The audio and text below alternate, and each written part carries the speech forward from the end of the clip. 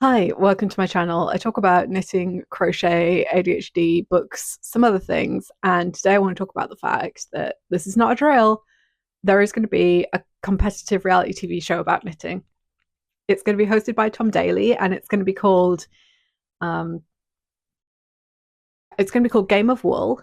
And I'm just excited. I'm ready for this. I have watched every single kind of creative hobby type competition show that's been put out. Sewing Bee, Great Pottery Throwdown, the woodworking one, the gardening one, Bake Off, obviously. And especially Sewing Bee, I've always watched it and been like, I would love it if there was a knitting or crochet component, but it could never be done. It couldn't be done. It's not that kind of hobby.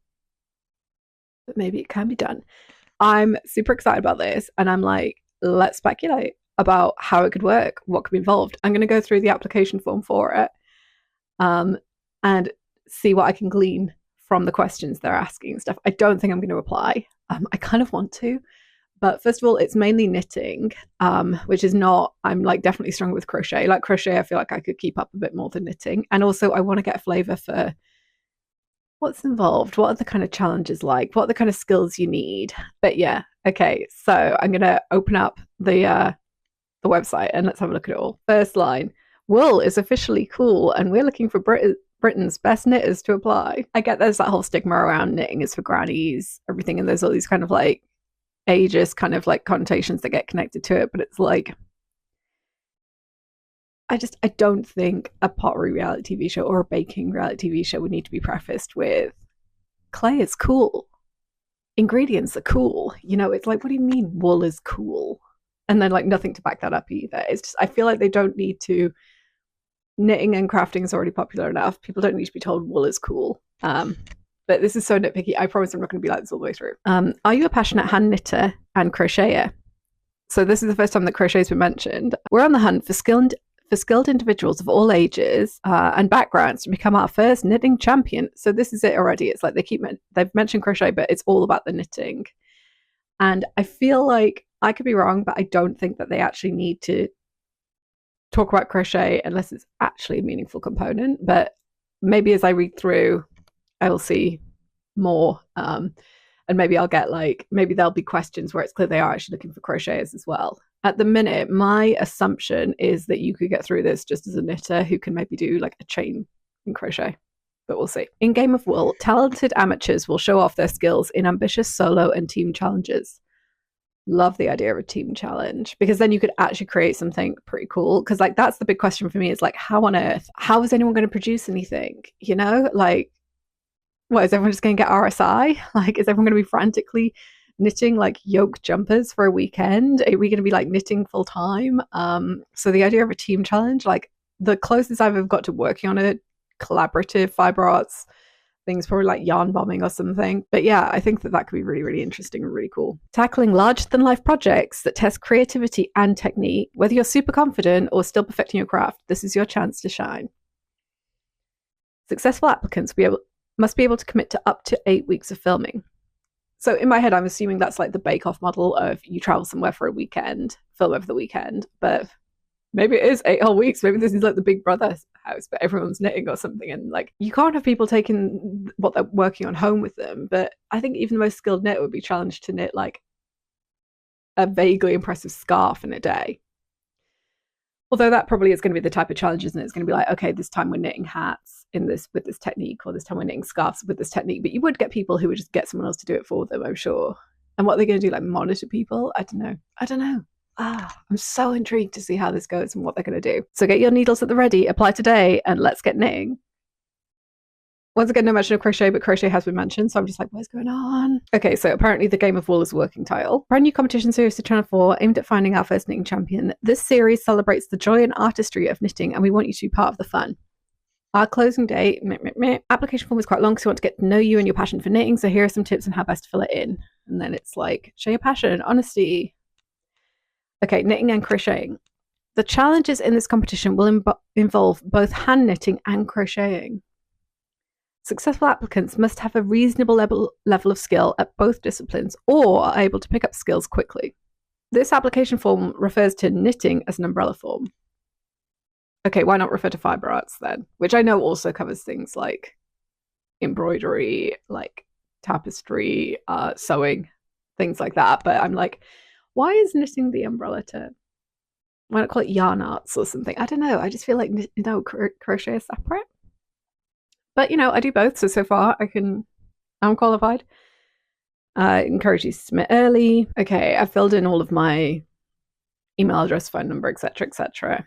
And we are on to the section about knitting, where they want to know about your skills. I think I'm just going to read through this section and then nope out of the form, because the next thing, like uploads, finish, stuff like that, I feel like that's going to be more kind of like technical details and stuff. I think this section is going to be where we're going to get the most kind of like insight into what kind of people are they looking for, what are the challenges going to be like, what kind of skills do people need, etc., etc. How long have you been knitting for? So already I'm like, how is it an umbrella term? Because I started knitting when I was about 5. I learned to crochet probably about 10, 12 years ago, maybe a bit longer. And I really only like improved my skills in the pandemic. So already I've got 2 very different start dates for these 2 skills. Who taught you how to knit? Okay. I get this is like probably them wanting to make sure that they get a good mix of personalities and experience levels as well, I think. What do you get out of knitting? I do hope there are some people on there who get what I get out of it. Like, I think there's going to be a lot of people who it's like a kind of environmental thing of wanting to kind of create their own clothes. But I think there's going to be a lot of people who enjoy just like the technical process. I'm expecting it to be a bit like sewing bee, but maybe slightly more kind of an environmental thing as well, maybe. Just based on the knitters I know here in the UK, there seems to be a bit more awareness, well, a bit more chat, not awareness, but a bit more chat than there is in sewing circles around wanting to move away from fast fashion, things like that. I do wonder if we're going to get someone who's like basically just churning out knits and crochets for market stalls and things like that. It'd be just really interesting to see all those kind of different elements of the knitting and crochet communities like come into contact with each other. Where do you like to knit? Oh, that is something that I'm really interested in, because to me it's like, like on Bake Off or Sewing Bee, people are really spread out there, and you have all of the counters quite separate, and then people come in like, oh, it's so empty in here. But to me it's like knitting and crochet is a relatively self-contained thing. Like in my head I'm like, is it just going to be like a circle of armchairs with like a basket on one side and a little table on the other? Like, how are they going to make this visually interesting? I'm really curious. I think it's going to be like little projects all the way through, definitely, with maybe like working together to create bigger projects, like 5-6 people in each team to create a blanket or something. But yeah, I'm really interested because I feel like they could film this in like a relatively small room, and the tradition with these shows obviously is to have quite a big space, and there's so many places here in the UK that they could film that have this like amazing rich tradition of yarn and knitting and stuff. Like, there's so many of the kind of old wool mills that have been reclaimed. They could go up to Saltaire, things like that. But then I'm like, is it just gonna be like 12 people sitting in a little room in like a tiny circle in the middle of this massive room?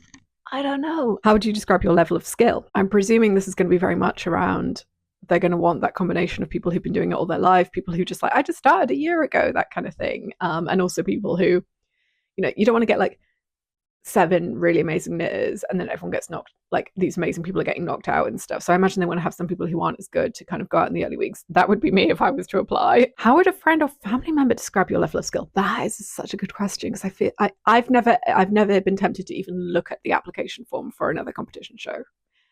But obviously for this one, so I don't know if this is a standard thing, but I feel like, yeah, people would definitely downplay their skill. Like when I told everyone at work that this was happening, they were like, my entire team was just like, you have to do it, you have to apply. And they were so convinced. And obviously I dismissed that out of hand. I'm like, they don't knit and crochet themselves, so they think I'm better than I am.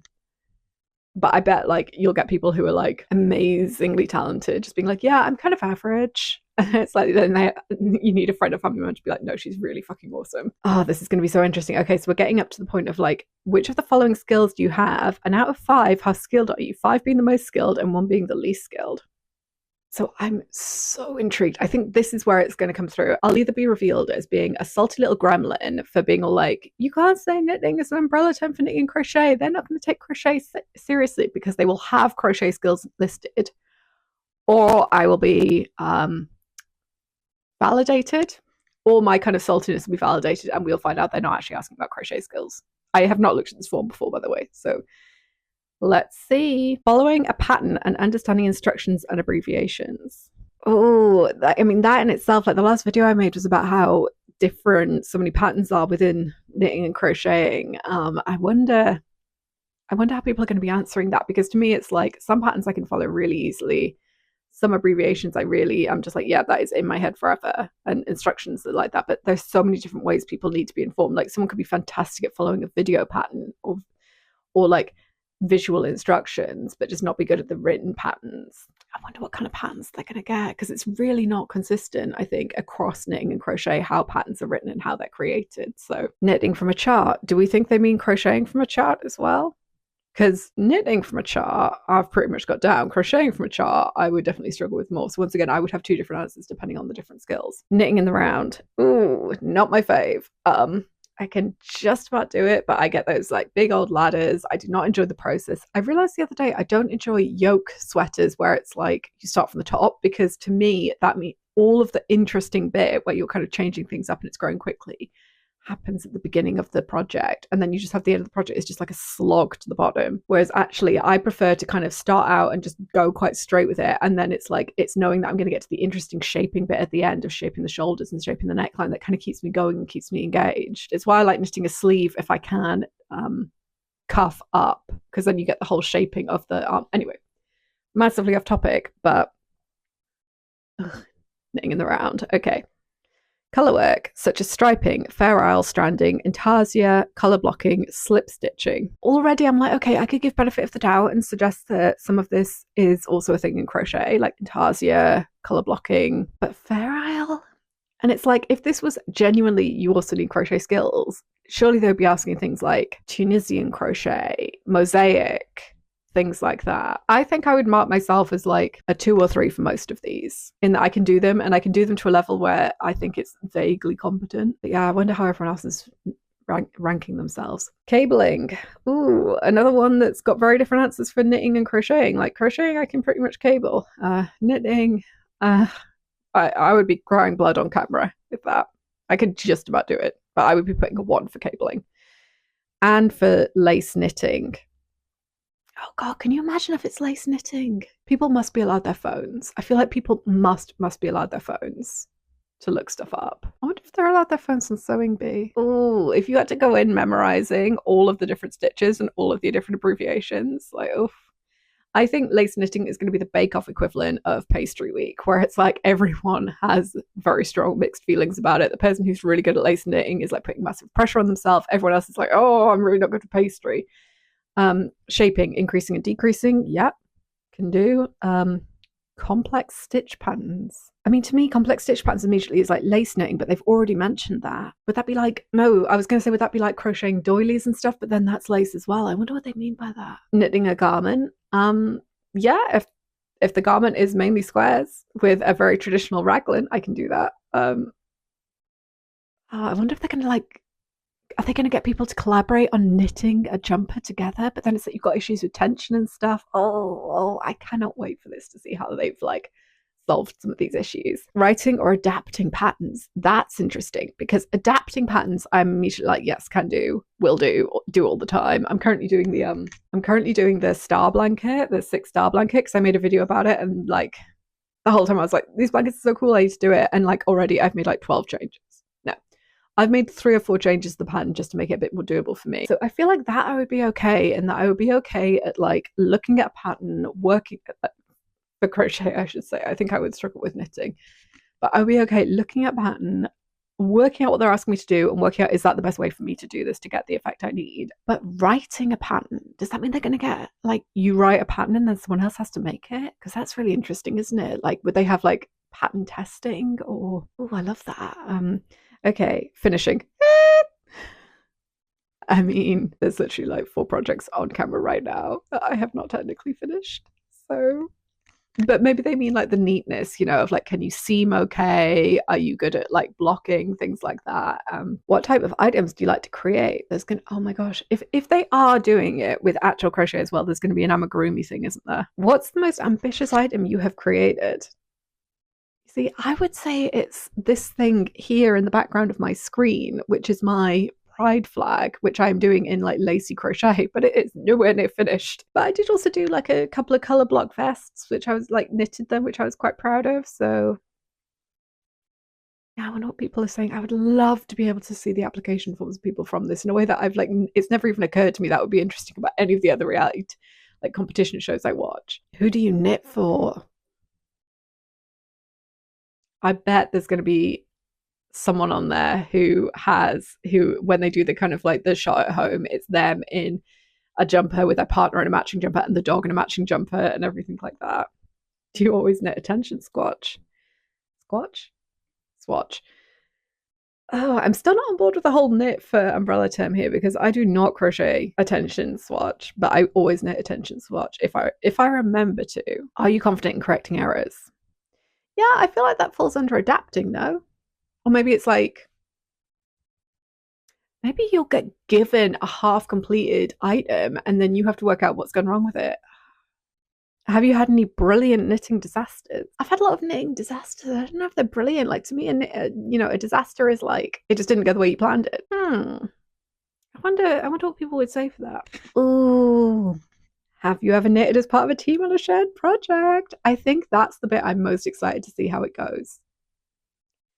Because especially in the early episodes, they're not going to know much about each other. They're not going to know much about each other's skill sets. And I bet that there has to be at least one challenge where it's like they have to create a blanket together. And even just working out the tension for that to make sure that they're all knitting at a similar tension. But yeah, working out a design that's consistent across all of them and stuff. Oh man, that would be good. I feel like it would be really good to do something like this blanket where it's like you could do stripes of the blanket, like someone does the bottom with all the stems. Someone does like the middle section. I think that would be good to create a scene.